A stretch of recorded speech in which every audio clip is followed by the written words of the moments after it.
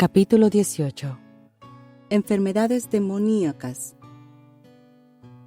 Habla Rebeca.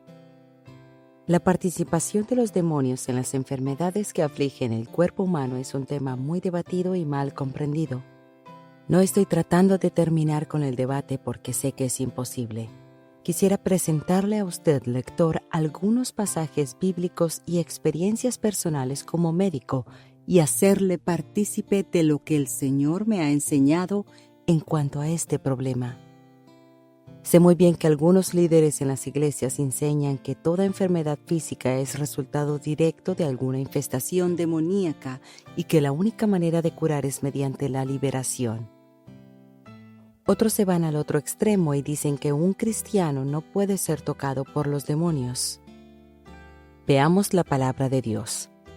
A mí como médico me encanta leer el Evangelio de Lucas porque veo muchas áreas en las que Lucas presenta el punto de vista de un médico.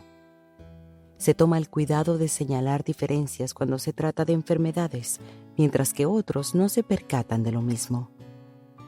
Jesús descendió con ellos y se detuvo en un lugar llano en compañía de sus discípulos y de una gran multitud de gente de toda Judea, de Jerusalén y de la costa de Tiro y de Sidón, que había venido para oírle y para ser sanados de sus enfermedades. Y los que habían sido atormentados de espíritus inmundos eran sanados. Lucas capítulo 6, versículo 17 al 18. Fíjese que señala que algunas de las enfermedades fueron sanadas y que algunos recibían la sanidad cuando se expulsaba de ellos a los espíritus inmundos. Y en la misma hora sanó a muchos de enfermedades y plagas y de espíritus malos, y a muchos ciegos dio la vista. Lucas capítulo 7, versículo 21. De nuevo se hace la distinción. Hay dos casos bien claros que aparecen también en Lucas y que demuestran lo mismo, que algunas enfermedades son completamente físicas y que algunas son causadas por demonios. Y mientras se acercaba el muchacho, el demonio le derribó y le sacudió con violencia, pero Jesús reprendió al espíritu inmundo y sanó al muchacho y se lo devolvió a su padre. Lucas capítulo 9, versículo 42. Entonces Jesús se levantó y salió de la sinagoga y entró en casa de Simón. La suegra de Simón tenía una gran fiebre y le rogaron por ella. E inclinándose a ella, reprendió a la fiebre, y la fiebre la dejó, y levantándose ella al instante le servía. Lucas capítulo 4, versículo 38 al 39. Las partes enfatizadas aquí muestran la clara diferencia. En el primer caso, Jesús reprendió al espíritu inmundo, en el segundo, sanó reprendiendo a la fiebre física. Los demonios pueden causar enfermedades si lo hacen. No toda enfermedad es demoníaca, pero una significativa parte sí lo es. Debemos recordar que la muerte física y la muerte espiritual son consecuencias de la caída de Adán. Las alteraciones en nuestro cuerpo físico causadas por el pecado nos hacen vulnerables a un sinfín de enfermedades físicas. El Señor me ha enseñado mucho en cuanto a esto. Los demonios son expertos en bacterias y virus y causan enfermedades colocándolos en cuerpos humanos, pero también pueden dañar directamente. Los demonios destrozan el cuerpo físico a nivel molecular. Lo hacen de tal manera que provocan un daño devastador sin alterar la apariencia de las estructuras celulares que observamos en el microscopio. El daño que producen suele requerir tratamiento con medicinas, nutrientes, etc.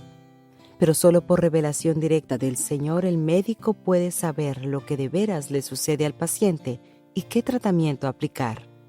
Pocos médicos cristianos están dispuestos a correr el riesgo de confiar en el Señor tan completamente. No estoy abogando porque se trate al paciente sin hacer las debidas pruebas para el diagnóstico, pero todo médico, reconózcalo o no, encuentra un desconcertante número de casos en los cuales ningún diagnóstico se ajusta a lo que anda mal en el paciente. En tales casos, es responsabilidad del médico buscar la dirección del Señor con ayuno y oración. Uno de los más sorprendentes casos de daño demoníaco fue el caso que se me presentó al final de mi entrenamiento. En aquellos días yo era residente de medicina interna en la unidad de cuidado intensivo. Un día trajeron a Bob, un hombre de 35 años procedente de un hospital de una ciudad más pequeña donde había estado hospitalizado por una semana. Había enfermado de repente y le daban unas fiebres extremadamente altas. Su médico no había podido hallar la causa. Cuando lo examiné el día en que lo ingresaron, tampoco pude hallarle nada, pero era evidente que estaba gravemente enfermo. Cuando comencé con la rutina de los análisis y pedí a otros especialistas que lo vieran también, comencé a orar intensamente que el Señor me revelara el problema de aquel hombre. A la siguiente mañana Bob abandonó la cama y dijo que se iba del hospital en aquel mismo instante, porque si no lo matarían. Por más que le hablamos, no pudimos convencerlo. Finalmente, su médico particular obtuvo un permiso judicial para retenerlo en el hospital. Cuando el permiso llegó, Bob se desmadejó y se quedó en la cama mirando al techo y musitando palabras incoherentes, sordo a cualquier estímulo. Permaneció en esa condición durante los siguientes 2 días, mientras que su estado físico se deterioraba rápidamente. Finalmente, a la tercera mañana, mientras me alistaba para irme a trabajar, el Señor me habló y me dijo que Bob era un gran sacerdote de un pueblo vecino. Su enfermedad era un castigo satánico porque había disgustado a Satanás en algo.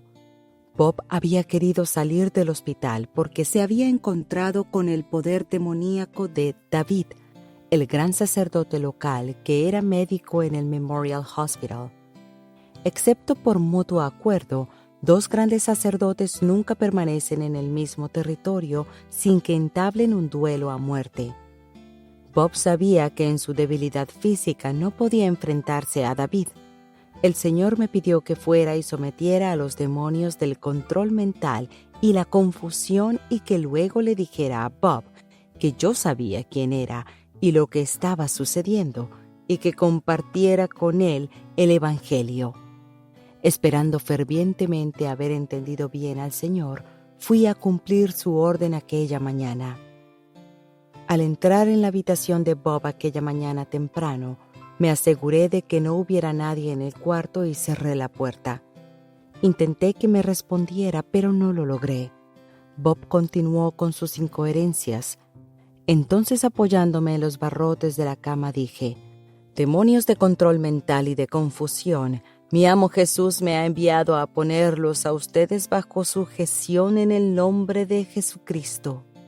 No pueden seguir afligiendo a este hombre». El resultado fue dramático. Al instante, Bob dejó de musitar sus incoherencias, volvió el rostro y me miró. Estaba completamente lúcido. «Buenos días», me dijo. «¿Deseaba algo?»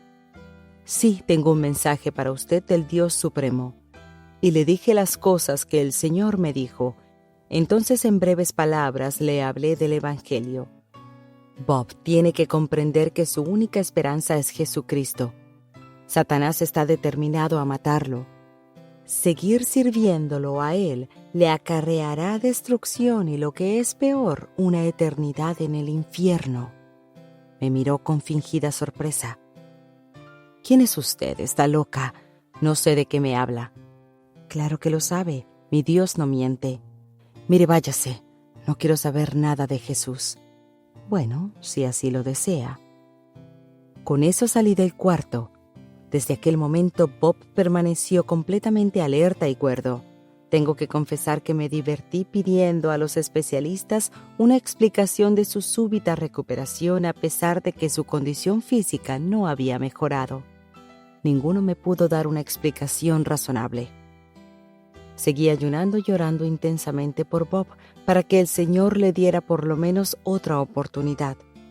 4 días después, Bob estaba al borde de la muerte. Sus riñones se habían paralizado 2 días antes, el corazón le fallaba y los pulmones se le estaban llenando de agua. La presión sanguínea la tenía tan baja que lo teníamos bajo medicación intravenosa para mantener su presión en un nivel razonable. Sabía que en poco tiempo tendría que ser colocado en una máquina que lo ayudara a respirar. Sufría un dolor continuo que no podíamos controlar. Entonces Dios me habló otra vez y me dijo que una vez más le hablara del Evangelio. Al igual que antes, me aseguré de estar sola en el cuarto. «Bob, usted se está muriendo. ¿No se da cuenta? ¿No cree que es hora de que se sincere conmigo?» «Sí, quizás tenga razón». «¿Recuerda nuestra conversación de hace 4 días?» «Sí que la recuerdo. Es verdad, soy un gran sacerdote y quería irme porque sabía que David me mataría. Bob, es necesario que comprenda que Jesús es su única esperanza. ¿Por qué no le pide que lo perdone y que Él sea su maestro en vez de Satanás? Quisiera hacerlo, pero no me es permitido». «¿Por qué?» «Porque Satanás está aquí». Señaló hacia el lado opuesto de la cama. Yo no veía nada, pero mi espíritu sentía su presencia. «No, el Señor lo tiene bajo sujeción». ¿Quiere una señal de que es verdad? El Señor me había dicho que podía expulsar al demonio del dolor para demostrar que decía la verdad. La expulsión del demonio lo aliviaría inmediatamente de su dolor. No, el hecho de que sea tan loca en atreverse a entrar aquí me basta. Entonces las lágrimas le bañaron el rostro y me tomó de la mano.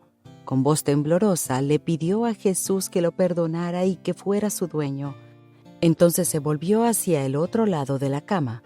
Dirigiéndose directamente a Satanás, le dijo que no volvería a servirle y que no le importaban las consecuencias.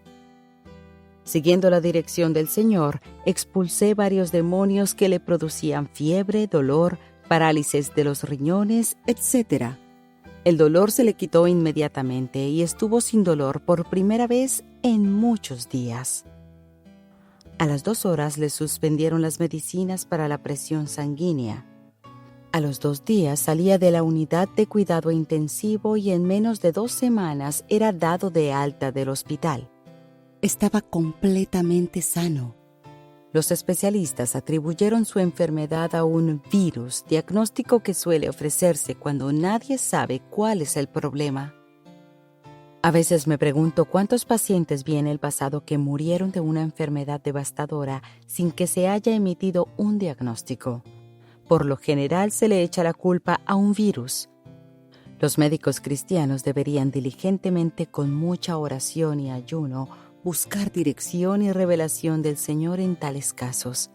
Además, Santiago, capítulo 5, es un pasaje que demasiadas veces las iglesias y los médicos pasan por alto. A veces la única manera de sanar heridas y enfermedades demoníacas es por medio de la fe y la unción con aceite. Otro medio con que comúnmente los demonios afligen los cuerpos físicos humanos es el dolor. Los dolores varían en severidad, pero suelen ser devastadores y, médicamente hablando, no se les suele hallar motivo. Cada vez que veo a un paciente que está pasando por un fuerte dolor al cual no le puedo hallar una causa física, inmediatamente busco al Señor para que me revele la causa. Suele ser demoníaca. Cuando los satanistas luchan con sus poderes de brujería, el perdedor frecuentemente termina en la sala de emergencias de un hospital con un fuerte dolor al que no se le halla la causa. Los demonios no siempre ocasionan daño físico a la vez que causan dolor, y no tienen que estar dentro del cuerpo para causar dolor. A veces los cristianos se ven afligidos con este tipo de dolor. Por lo general no se imaginan que el problema es demoníaco ni de dónde llegan los demonios.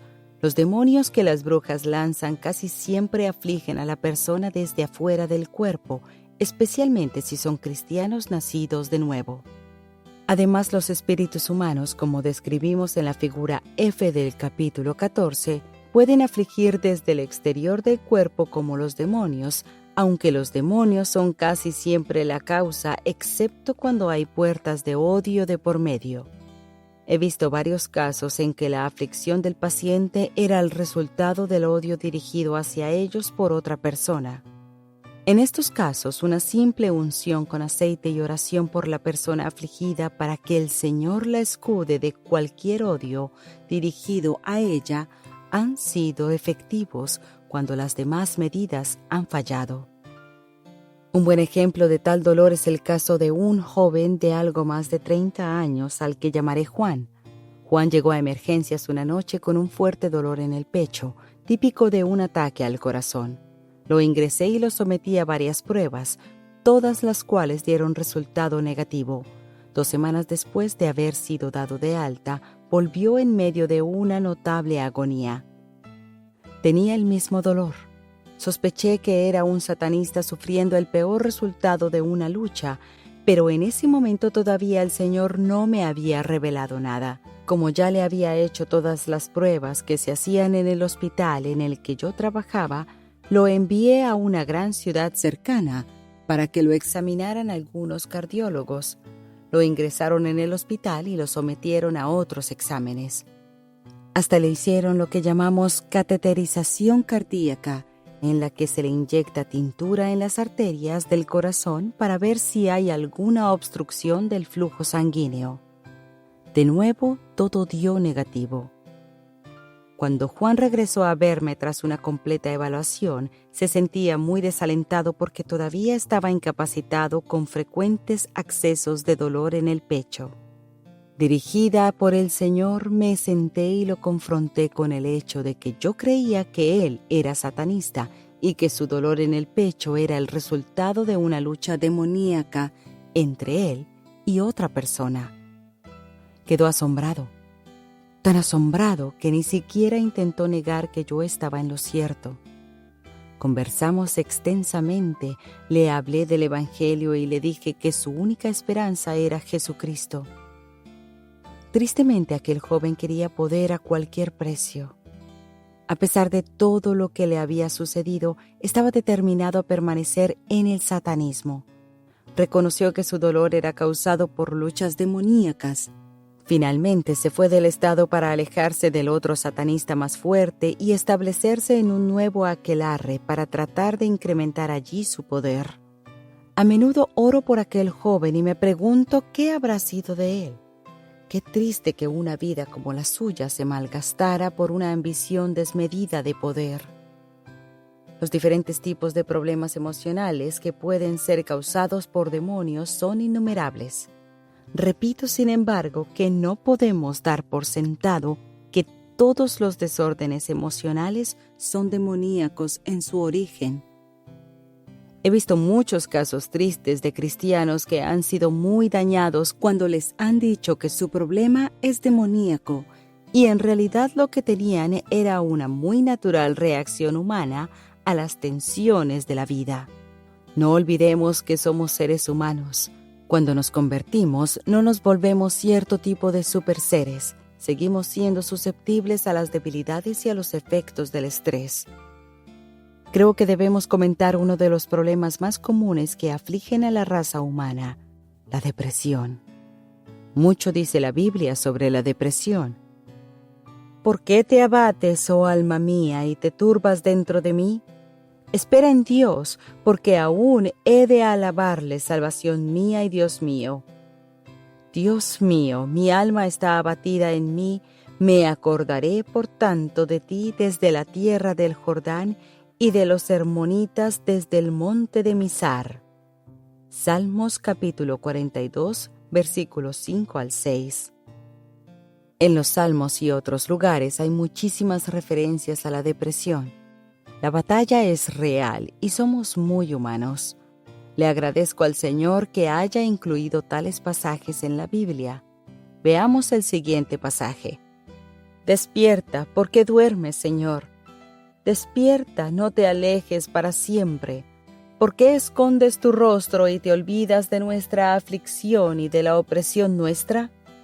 ¿Por qué nuestra alma está agobiada hasta el polvo y nuestro cuerpo está postrado hasta la tierra? Salmos capítulo 44, versículo 23 al 25. Si un creyente nacido de nuevo trata de decirme que nunca ha sentido las emociones expresadas por David en los 2 pasajes citados, le diría que o nunca se ha puesto junto al Señor a pelear la batalla espiritual, o está mintiendo. Veamos la sinceridad con que el apóstol Pablo escribió: Porque, hermanos, no queremos que ignoréis acerca de nuestra tribulación que nos sobrevino en Asia, pues fuimos abrumados sobremanera más allá de nuestras fuerzas, de tal modo que aún perdimos la esperanza de conservar la vida. Pero tuvimos en nosotros mismos sentencia de muerte, para que no confiásemos en nosotros mismos, sino en Dios que resucita a los muertos. Segundo de Corintios capítulo 1, versículo 8 al 9. Son muchísimas las causas de la depresión. Tristemente, muchas personas que participan en ministerios de liberación dicen que toda depresión es demoníaca. Creo que es porque los humanos siempre buscamos la solución fácil en cualquier circunstancia. Si todas las depresiones fueran demoníacas en su origen, la solución sería fácil: echar fuera al demonio, y la depresión terminó. Es mi experiencia que la mayoría de los casos graves de depresión que he visto no han sido el resultado de que el demonio de la depresión haya entrado en la persona. Los casos más frecuentes que he visto son el resultado directo de una falta casi completa de control de la mente. Vea los amplios comentarios sobre el control de la mente que hacemos en el capítulo 16. La palabra de Dios nos dice claramente que llevemos cautivos todos nuestros pensamientos a la obediencia a Cristo. Véase 2 de Corintios, capítulo 3, versículo 5. La gente que está gravemente deprimida, incluso cristianos, casi nunca obedece este mandamiento directo del Señor. Permiten que cualquier pensamiento que Satanás y sus demonios hayan puesto en sus mentes permanezca allí.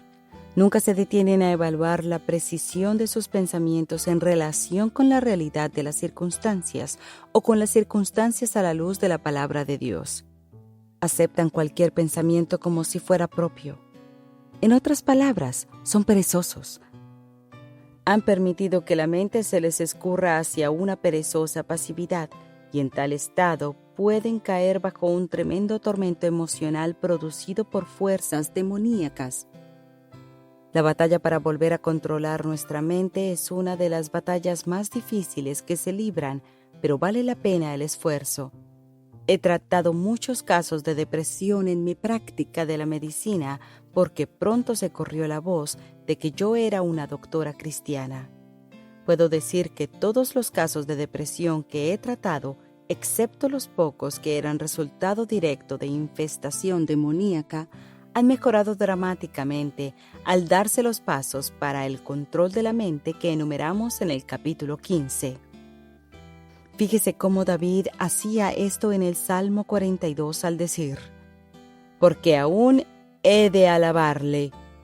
Decía esto para vencer los pensamientos depresivos de su mente, declarando que llegaría a alabar al Señor. La alabanza juega un papel muy importante en la cura de la depresión. Note mi propia experiencia como se describe al final del capítulo 14.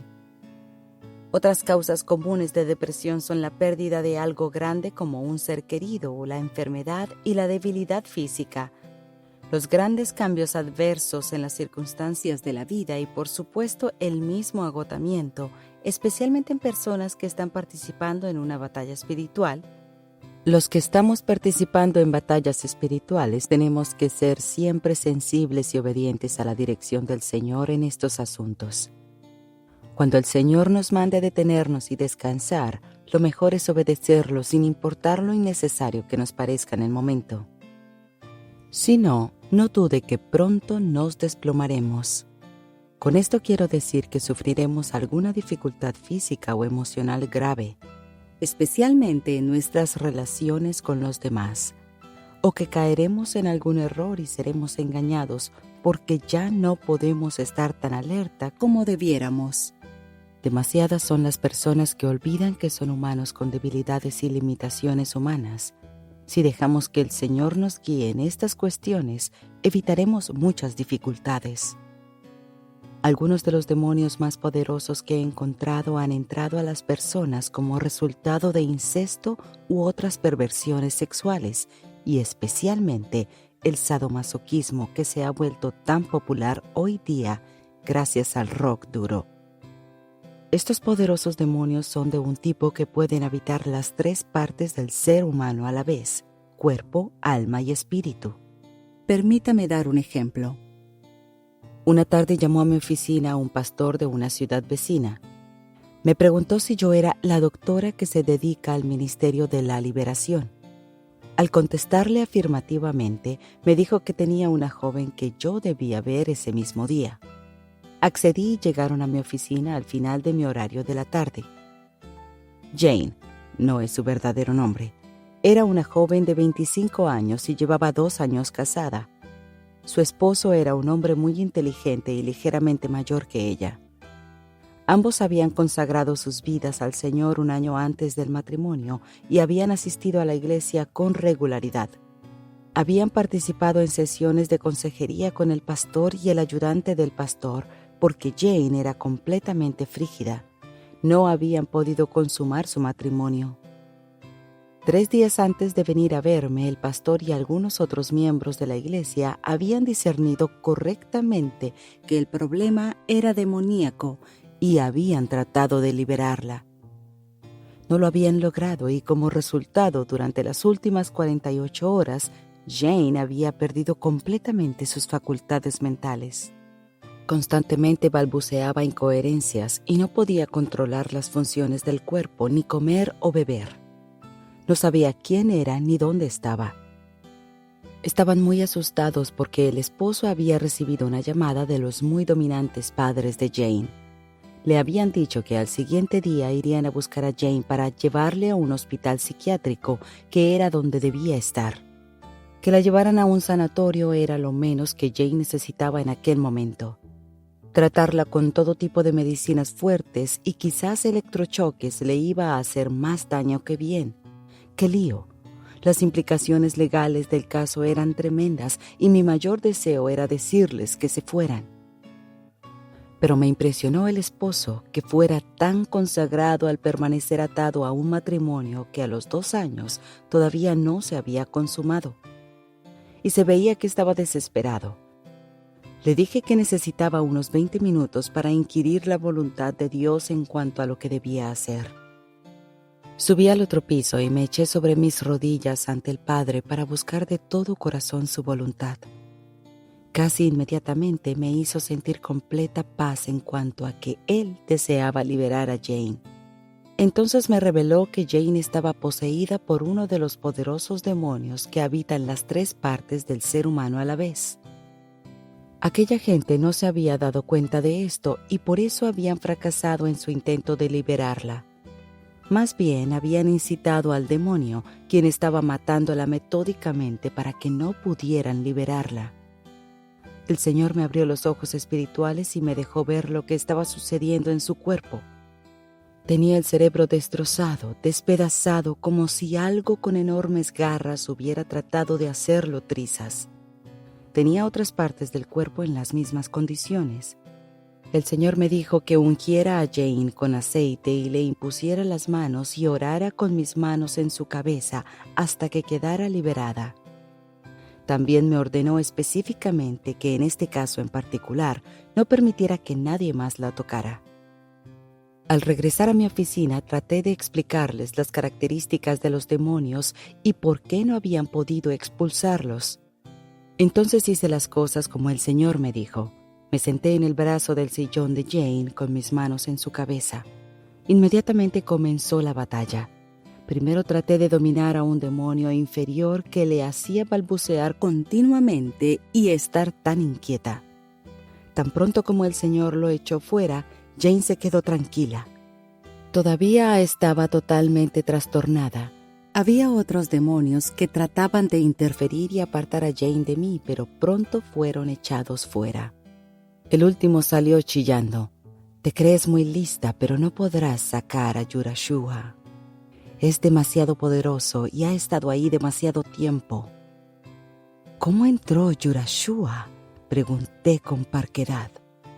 Fácilmente, estúpida, dijo riendo el demonio. Entró mientras el padre tenía relaciones sexuales con ella siendo niña. Ya el Señor me había revelado que esa era la puerta por la que el poderoso demonio había entrado en Jane.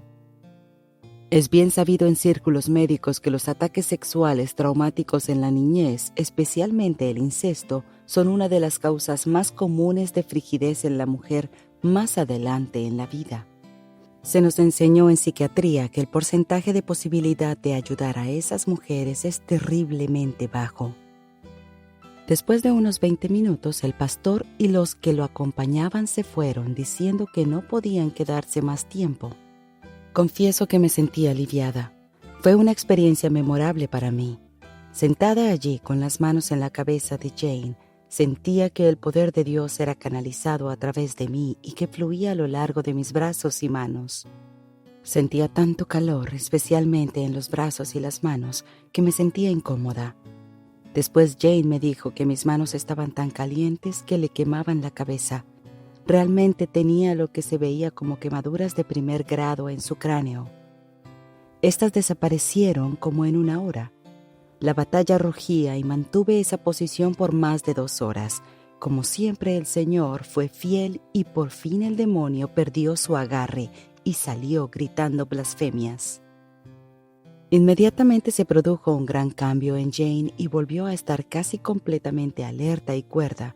Todavía le quedaba un poco de confusión intermitente y por eso el esposo dudaba que estuviera completamente liberada. Le expliqué el daño que ella había recibido y que se demoraría un poco en sanar de sus daños físicos. De todos modos, le hice un montón de pruebas médicas en los siguientes días. Quería tranquilizarlos y estar segura de que no se me había quedado nada. Jane mejoraba cada día. Todas las pruebas volvían a ser negativas tal como había esperado. Jane tardó 1 mes en recuperarse. La última vez que los vi fue como 3 meses después de la liberación. Estaban felices y estaban teniendo relaciones sexuales normales y Jane estaba esperando su primer hijo. No me canso de agradecerle a Dios la obra que realizó en aquella joven pareja. El reino de Satanás está más allá de nuestra comprensión. Tenemos que caminar a diario en completa dependencia del Señor en cuanto a sabiduría y dirección. No hay 2 personas iguales y cada ataque de Satanás es diferente. No tenemos suficiente inteligencia para descubrir por nosotros mismos los engaños de Satanás. Es mi continua oración que el Señor nos dé sabiduría porque esta batalla es real y si no estamos en contacto con nuestro capitán, podemos causar mucho daño a quienes tratamos de ayudar. El caso de Jane me lleva a un punto que tristemente muchos ministros de liberación tienden a olvidar. Isaías capítulo 42 lo expresa mejor que nadie al describir proféticamente a Jesús. He aquí mi siervo, yo le sostendré, mi escogido en quien mi alma tiene contentamiento, he puesto sobre él mi espíritu, él traerá justicia a las naciones. No gritará ni alzará su voz, ni la hará oír en las calles, no quebrará la caña cascada, ni apagará el pábilo que humeare, por medio de la verdad traerá justicia. No se cansará ni desmayará hasta que establezca en la tierra justicia, y las costas esperarán su ley. Isaías capítulo 42, versículo 1 al 4. Hijitos míos, no amemos de palabra ni de lengua, sino de hecho y en verdad. Primero de Juan capítulo 3, versículo 18. He visto muchas personas que no han sido liberadas o que están solo parcialmente liberadas por la falta de amor del ministro de liberación. Pregunto a cualquiera que ejerza el ministerio de la liberación a comprobar su motivación. ¿Cuánto ama a la persona que quiere liberar? ¿Alcanza el amor para sentarse pacientemente y trabajar horas y horas, quizás en más de una sesión para verla liberada? ¿Ama lo suficiente para llevársela a su propia casa por un tiempo si es necesario para continuar la batalla? ¿La ama lo suficiente para dedicar el tiempo y esfuerzo necesarios para llevarla a un lugar privado para que la persona no pase vergüenza? Si usted es hombre, ama lo suficiente para tirar a un lado el orgullo y abandonar la habitación cuando llegue el momento de enfrentarse con ciertos demonios sexuales en una mujer y dejar que sean solo mujeres las que liberen en este caso? También viceversa en caso de que la persona sea hombre. ¿O dejaremos que el orgullo nos impida ceder ante una petición así de parte del Señor? Jesús jamás quebrará una caña cascada. El amor siempre protege. ¿Por qué entonces no vamos a procurar por todos los medios proteger a la persona que está siendo liberada de la gran vergüenza que se siente? Ya están demasiado traumatizados para traumatizarlos más. Echar fuera a un demonio más profundo y poderoso no es algo que suele hacerse en 5 o 10 minutos en el altar, frente a la congregación ni delante de las cámaras de televisión. Nuestro Dios es un Dios de amor y compasión. Si usted no siente ese amor y compasión por las personas que está tratando, no es apto para el ministerio de la liberación. Si está tan ocupado que no puede emplear tiempo con las personas, no debe participar en un ministerio de liberación. Los mismos principios se aplican a la sanidad, ya sea que la enfermedad sea de origen demoníaco o puramente física. Santiago capítulo 5 y Marcos capítulo 16 no dan límites de tiempo. Y estas señales seguirán a los que creen. Sobre los enfermos pondrán sus manos y sanarán. Marcos capítulo 16, versículo 17 al 18. ¿Está alguno enfermo entre vosotros? Llame a los ancianos de la iglesia y oren por él, ungiéndole con aceite en el nombre del Señor. Y la oración de fe salvará al enfermo, y el Señor lo levantará. Y si hubiere cometido pecados, le serán perdonados. Santiago capítulo 5, versículo 14 al 15. ¿Por qué los humanos estamos siempre deprisa? ¿Por qué pensamos siempre que Dios hace las cosas deprisa? ¿Acaso no es la Biblia misma la que demuestra que Dios nunca anda deprisa? Lo digo sin rodeos, somos egoístas. Nuestro tiempo es lo que menos queremos entregar. ¿Cuántas personas no van al altar en fe para pedirles a los ancianos que oren por su sanidad y no son sanados? Nos asombraríamos si supiéramos el porcentaje, pero el bajo concepto que el mundo tiene de la iglesia debería darnos una buena indicación. En Hechos hallamos que el mundo tenía de la iglesia una opinión muy diferente de la que ahora tiene. Y vino gran temor sobre toda la iglesia y sobre todos los que oyeron estas cosas. Y por la mano de los apóstoles se hacían muchas señales y prodigios en el pueblo, y estaban todos unánimes en el pórtico de Salomón. De los demás, ninguno se atrevía a juntarse con ellos, mas el pueblo los alababa grandemente. Hechos capítulo 5, versículo 11 al 13.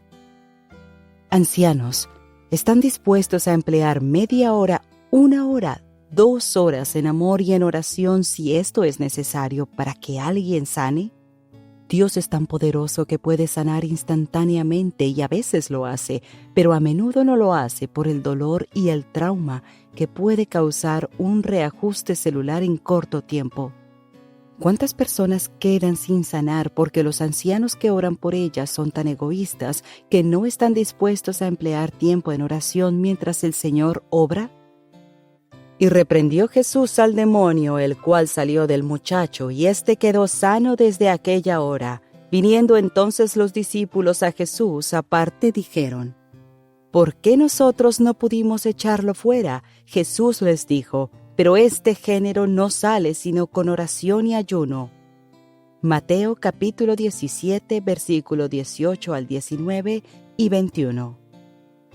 ¿No requieren mucho tiempo y amor la oración y el ayuno? Dios no sana ni libera siempre de la misma forma. Si así fuera, pronto uno dependería más del método que de Dios. Si somos egoístas en cuanto al tiempo, no podremos discernir las directrices del Señor en estos asuntos. La obra de Dios se realiza con la cronometría divina, no con la nuestra. Hay otro asunto en cuanto a la sanidad que pocos están dispuestos a discutir y mucho menos a poner en efecto de una manera práctica. Veamos lo que dice Isaías. ¿No es más bien el ayuno que yo escogí, desatar las ligaduras de impiedad, soltar las cargas de opresión y dejar ir libres a los quebrantados y que rompáis todo yugo?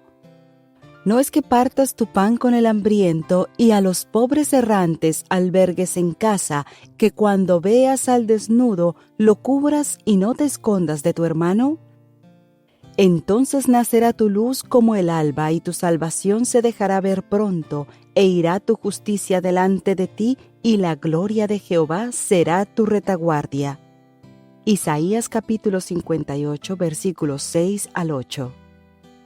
Sobrellevad los unos las cargas de los otros y cumplid así la ley de Cristo. Gálatas capítulo 6 versículo 2. A la luz de estos pasajes y otros, estoy absolutamente convencida de que si hay tan pocas curaciones milagrosas en la iglesia cristiana hoy día, es por el egoísmo de los cristianos de no querer llevar las cargas de los demás. De cierto os digo, el que en mí cree, las otras que yo hago también él las hará, y mayores que éstas hará, porque yo voy al Padre. Y todo lo que pidiereis al Padre en mi nombre, esto haré, para que el Padre sea glorificado en el Hijo. Juan capítulo 15, versículo 12 al 13. ¿Se ha detenido usted a pensar de qué manera podemos poner la vida por un hermano o hermana, aparte de saltar frente a una pistola para que el disparo haga blanco en nosotros, en vez de en la otra persona? Hay muchas otras formas. Mire la lista que nos da Dios en Isaías capítulo 58, versículos 6 al 8, que transcribimos más arriba. ¿Qué de llevar a vivir a su casa a otra persona? Eso sí es duro. A la gente le gusta proteger la intimidad del hogar. Nuestros hogares son de Dios y para su uso. Esto quiere decir que ya no tenemos derecho a la intimidad del hogar porque hay personas que necesitan que las llevemos a nuestras casas. Son muy pocos los que escuchan la petición del Señor de que llevemos a alguien a nuestras casas porque somos egoístas en cuanto a esto.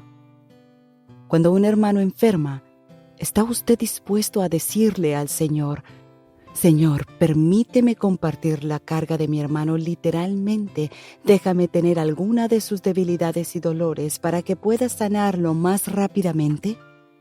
Si oramos que Dios sane y Dios lo hace, si reprendemos a Satanás, pero ¿estamos también dispuestos a compartir la carga? Creo, amado hermano, que así es como podemos poner nuestras vidas por los demás y que al hacerlo, Dios estará en mayor libertad de realizar mayores curaciones milagrosas. En Isaías capítulo 58, el Señor nos dice que cuando hacemos estas cosas, nacerá tu luz como el alba. Versículo 8. Ciertamente Dios tiene todo poder en cielo y tierra. Tiene poder para sanar y resucitar a los muertos en cualquier circunstancia, pero creo firmemente que en muchos casos Él se ve impedido de actuar como desea por nuestra egoísta indisposición a llevar la carga de los demás y a cumplir así la ley de Cristo. Gálatas capítulo 6, versículo 2. No hace mucho un hermano en Cristo con el que trabajaba sufrió una lesión en la espalda. La lesión fue tan severa que el médico le ordenó total reposo en cama. Yo sabía que lo necesitaban mucho en el trabajo y al orar por su sanidad le dije al Señor que si era su voluntad, yo estaba dispuesta a compartir la lesión de mi hermano. Me olvidé de la oración al abismarme en las actividades del día. Más tarde, al ir a saltar desde una silla deprisa como siempre, me quedé muda de sorpresa. Me dolía tanto la espalda que apenas me podía mover. Inmediatamente le pregunté al Señor qué me había pasado y enseguida me recordó lo que había orado aquella mañana. El Señor me estaba permitiendo compartir la lesión de mi hermano. Por la noche, aquel hermano me llamó feliz porque podía ponerse de pie, aunque todavía tenía dolor. En los siguientes 5 días el Señor le curó completamente la espalda para sorpresa de su médico. Déjeme decirle que ni una sola vez dejé de orar por aquel hermano en aquellos 5 días. Cada vez que me movía me acordaba de orar por el dolor que estaba compartiendo. Y el dolor se me quitó completamente cuando el Señor sanó a mi hermano. Este es un ejemplo práctico de lo que estoy diciendo. Como médico, sé que la sanación puede ser un proceso doloroso. Creo que a menudo el Señor tiene que retrasar el proceso curativo por el dolor que produce. Si estamos dispuestos a compartirlo, la sanación puede lograrse mucho más rápidamente. La batalla es real y las heridas son reales. Tenemos que estar dispuestos a ayudarnos mutuamente. Cuando alguien está hablando o está en un proceso de liberación, los demás debemos sentarnos y decir: Señor, déjame compartir la carga de esa persona. Permítame dar otro ejemplo. Hace unos 2 meses vino a mi consultorio una bella joven con quien hablé bastante. Había andado en la brujería, pero acababa de ser liberada. Ella tiene lo que yo llamo un noble corazón. Es una persona muy amorosa.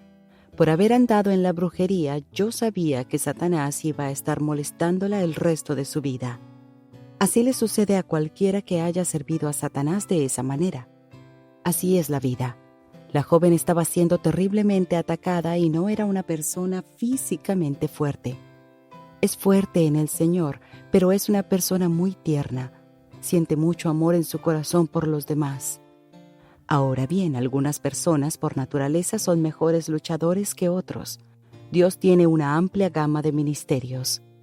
Aquella joven no es batalladora por naturaleza y tenía que pasar todo su tiempo y gastar todas sus energías en mantenerse frente a los ataques demoníacos. Aquella joven fue creada para ser ministradora de bondad y amor, no para luchar. Me sentí tan turbada después de hablar con ella que el corazón se me partió. Bañada en llanto fui ante Dios el Padre y le pregunté: Padre, ¿por qué? Las personas de noble corazón como ella no abundan y tu pueblo está necesitado de su amor. ¿Por qué tiene que gastar tanto tiempo y energía en batallas? Su respuesta fue: porque mi pueblo no está dispuesto a compartir sus cargas. Si las personas de su iglesia estuvieran dispuestas a compartir su carga, ella podría tener libertad para impartir bondad y amor en vez de estar luchando tanto. Las personas que Dios levantó con personalidad y vigor para luchar deberían haber estado luchando por ella, y ella a su vez habría estado sirviendo con los dones que Dios le ha dado, y habría solidaridad y bendiciones para todos. Pronto Satanás habría dejado de atacarla tan fuertemente porque hubiera visto que tales ataques fracasaban. No es que ella no tenga el poder de Cristo para resistir los ataques, lo tiene, pero tenemos que participar en su lucha. Esta es una guerra de desgaste. Aprendamos a compartir las cargas de los demás. Eso es lo que significa ser parte de un cuerpo, el cuerpo de Cristo.